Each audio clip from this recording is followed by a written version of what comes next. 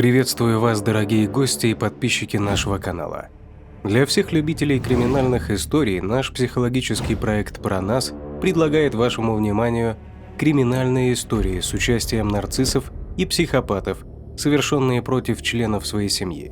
Как вовремя распознать этих потенциальных преступников, скрывающихся под маской социально благополучных личностей? Чтобы не стать жертвой этих смертельно опасных людей, мы рассказываем на нашем основном канале «Про нас», ссылку на который я дам внизу под этим видео.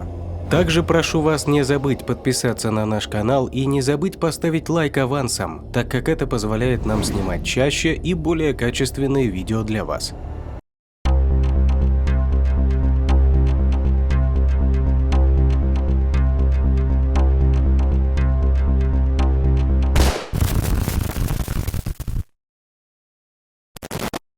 Грант Амата убил всю свою семью из-за вебкам-модели.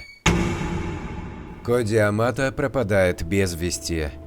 Утром 25 января 2019 года молодой человек по имени Коди Амата не явился на работу в медицинский центр Орландо, штат Флорида, где он работал медбратом-анестезиологом. Это не было похоже на амбициозного 31-летнего медицинского работника, который никогда не опаздывал. Обеспокоенные коллеги связались с девушкой Коди, которая тоже не смогла до него дозвониться. Сотрудникам учреждения пришлось обратиться в полицию соседнего города Чилуота с просьбой проверить дом Амата, в котором Коди жил с родителями и младшим братом. Полицейские быстро отреагировали на вызов и прибыли к дому Амата в 9:17 утра. Войдя внутрь, они увидели гораздо более ужасную картину, нежели чем могли себе представить. Что произошло в доме Амата? Сначала полицейские обнаружили тело 59-летнего Чада Амата, отца Коди. Мужчина лежал лицом вверх на полу кухни. Затем они нашли тело самого Коди на полу в кладовке и тело его матери, Маргарет Амата, за ее рабочим столом. Все члены семьи погибли в результате огнестрельных ранений, однако младшего сына, Гранта Амата, нигде не было. После того, как полиция разыскала его в одном из местных отелей, выяснилась шокирующая последовательность событий, которые привели к гибели Чада, Маргарет и Коди Амата. Кем был Грант Амата? Грант Амата был младшим сыном в семье успешных медиков. Его отец работал клиническим фармацевтом, а мать являлась старшим операционным менеджером и координировала работу с медицинскими документами. Следуя по стопам своих родителей, Грант и Коди получили медицинское образование по специальности сестринское дело в расположенном неподалеку университете Центральной Флориды, а затем поступили на программу подготовки анестезиологов. Коди закончил обучение, а его младший брат Грант – нет. С имеющимся дипломом медбрата Грант смог устроиться на соответствующую должность в клинику Advent Hills Орландо. Однако в июне 2018 года было обнаружено, что он украл и тайно ввел по меньшей мере 8 флаконов сильнодействующего седативного препарата пациентам, которые, по его субъективному мнению, не было обеспечено достаточное обезболивание. В результате этого нарушения Грант был уволен, а затем арестован полицией штата Орландо. Клиника отказалась от предъявления обвинений, и на этот раз ему удалось избежать уголовного преследования. Момент, когда что-то пошло не так. После увольнения с работы и ареста полиции, Грант больше не мог продолжать работать по специальности. Это обстоятельство побудило молодого человека начать стримерскую деятельность на популярной платформе Twitch. Он планировал зарабатывать, играя в видеоигры и развлекая этим своих зрителей, которые отправляли бы ему донаты и покупали подписки на канал. Брат и отец поддержали Гранта в этом начинании и предоставили ему свои кредитные карты, чтобы помочь приобрести необходимую технику и купить рекламу. Несмотря на финансовую поддержку со стороны семьи, Грант не преуспел в этом деле из-за своей пассивности, так как редко стримил и зарабатывал на Твиче менее $150 в месяц. Вместо этого он увлекся миром вебкам-моделей, женщин, ведущих за деньги приватные эротические трансляции на сайтах для взрослых. Одна из девушек особенно увлекла Гранта. Это была болгарская вебкам-модель под никнеймом Сильви, с которой он проводил многие часы в дорогих приватных чатах. За ее виртуальную компанию он платил более $600 в сутки. Со временем Грант стал вести двойную жизнь в интернете, представляясь очень состоятельным геймером. Для поддержания этого образа он буквально осыпал Сильви деньгами, покупал для нее нижнее белье и секс-игрушки, чтобы она пользовалась ими в своих онлайн-шоу. Конечно, девушка была рада деньгам и подаркам, ведь именно это и было ее целью, и потому она продолжала угождать поклоннику. Однако Грант не понимал, что он был лишь одним из многих подобных зрителей. В конце концов он стал думать, что у него с Сильви настоящие романтические отношения, и эта обманчивая мысль подпитывала его неконтролируемые расходы и навязчивое поведение. К чему приводит вебкам-зависимость? Всего за несколько месяцев очарованный Грант потратил на Сильви более $200 тысяч из семейного бюджета. Когда отец обнаружил огромные счета и спросил о них у сына, Грант признался, что он потратил эти деньги. Из-за внушительных долгов чаду Амата предстояло отложить свой выход на пенсию, чтобы покрыть траты. Коди сочувствовал младшему брату и хотел помочь, поэтому оплатил ему курс лечения от порнозависимости в одном из элитных реабилитационных центров стоимостью $15 тысяч. Однако уже через несколько дней после начала 60-дневной программы лечения Грант решил вернуться домой, так как врач в клинике якобы сообщил ему об отсутствии какой-либо зависимости. Тогда разгневанный отец дал сыну последний шанс и составил список правил, которые он должен был соблюдать, если хочет жить дома. Подобно маленькому ребенку, ему было строго запрещено пользоваться интернетом и телефоном без чьего-либо присмотра, и особенно как-либо контактировать с его любимой Сильви. Грант не смог принять мысль о разлуке с девушкой, ведь мир иллюзий увлек его слишком сильно. Он убедил милосердную мать позволить ему использовать ее телефон для связи с вебкам-моделью. Когда чат узнал об этом, в доме разразился скандал, и он приказал сыну немедленно съехать. Задержание и допрос.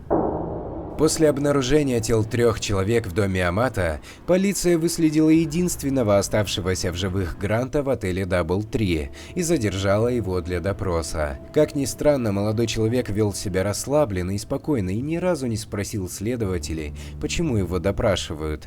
Во время допроса полицейские узнали об огромных долгах семьи Амата и непростых отношениях Гранта с отцом, который приказал ему переехать. Решение отца, по словам Гранта, поддержал и его брат Коди, пренебрежительно сказав ему, что он позаботится об этом.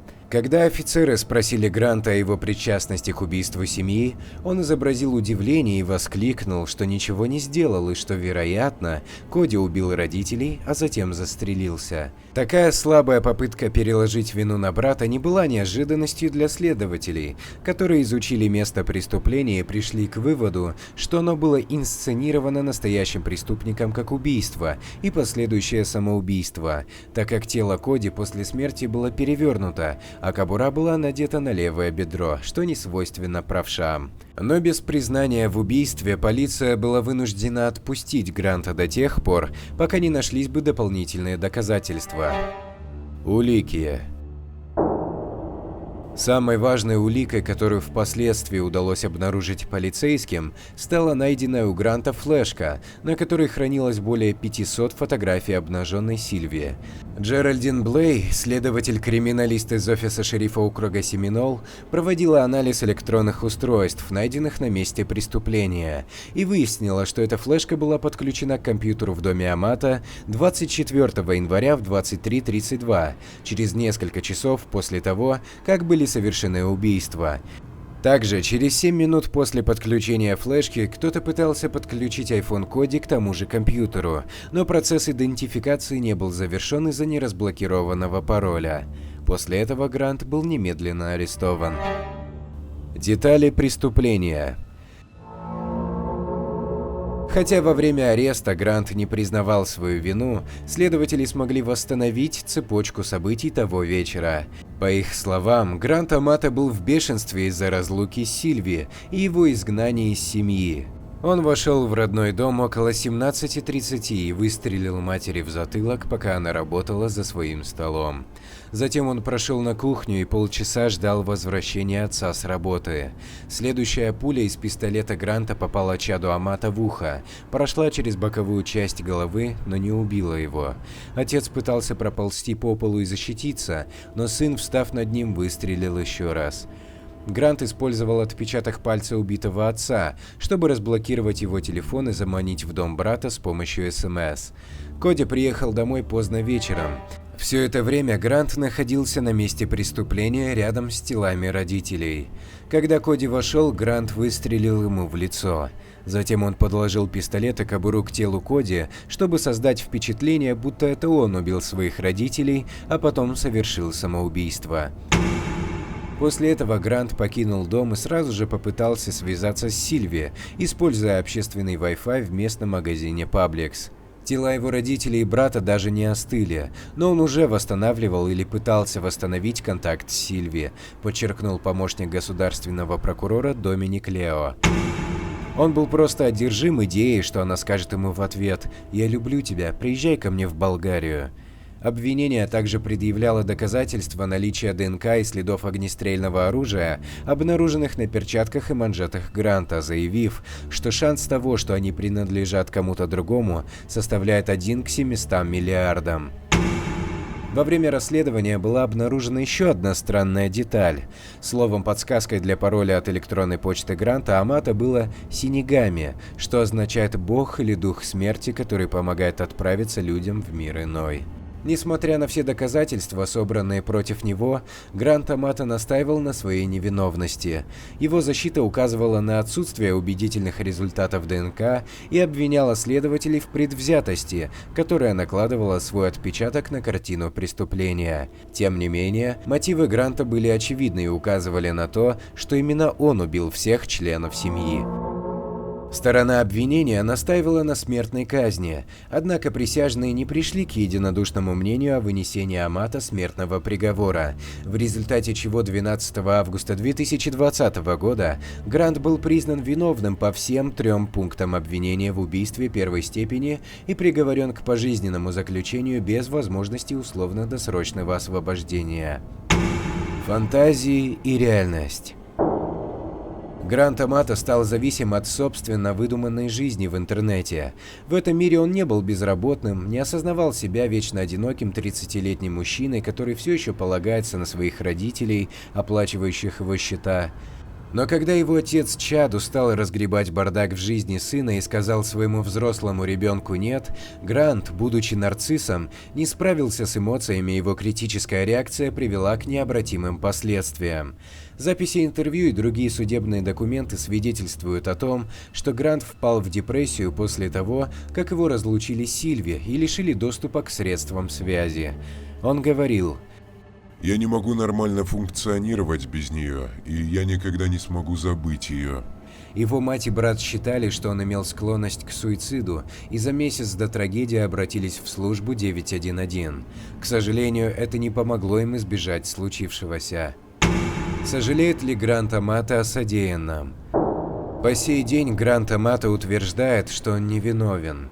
На вопрос о том, раскаивается ли он в содеянном, преступник ответил лишь следующее: «Моя семья несколько месяцев винила меня в том, что я разрушаю их жизнь, ворую деньги и не соблюдаю домашние правила, так что меня можно обвинить и в этом же». До вынесения приговора Грант писал журналистам, предлагая продать им эксклюзивные права на свою историю в обмен на финансовую помощь. Его целью было заинтересовать любого состоятельного человека, способного оплатить залог на освобождение. В попытках вызвать сочувствие он писал: «Я просто хочу снова почувствовать солнце, ощутить дуновение ветерка на своей коже, почувствовать те простые радости, которые испытывает каждый невинный человек». Он также добавил, что воспоминания о своем прошлом напоминают мне о семье, которую у меня отобрали, и о брате, которого я любил больше всего на свете. Учитывая, что Грант так и не признался в убийствах, мы, возможно, никогда не узнаем, что происходило в его голове перед убийством семьи. Этот случай является примером того, на что готовы пойти некоторые зависимые люди, чтобы получить то, чего их лишили, и подчеркивает важность своевременного выявления и активного лечения любой зависимости для предотвращения ужасных последствий. Как вам кажется, были ли верными действия семьи Амата в попытках всячески поддержать Гранта, и что могло бы помочь им избежать трагической участи? Свое мнение пишите в комментариях под видео. Всем пока. Кто эти страшные люди, совершающие немыслимые преступления, и как вовремя определить, что человек, с которым вы общаетесь, нарцисс или психопат? Как сохранить себе жизнь, когда вам стало понятно, что вы находитесь рядом с такой патологической личностью? Смотрите информацию на нашем основном канале, ссылка на который стоит под этим видео. Прошу вас не забыть поставить лайк за нашу работу и подписаться на наш канал, чтобы не пропустить новые истории о чудовищных преступлениях, совершенных нарциссами и психопатами. Подписывайтесь также на наш телеграм-канал, ссылка на который указана ниже. Там мы ежедневно публикуем информацию о новых преступлениях психопатов. Если есть интерес к резонансным преступлениям известных людей и звезд шоу-бизнеса, подписывайтесь на наш второй канал, ссылка на который будет указана ниже.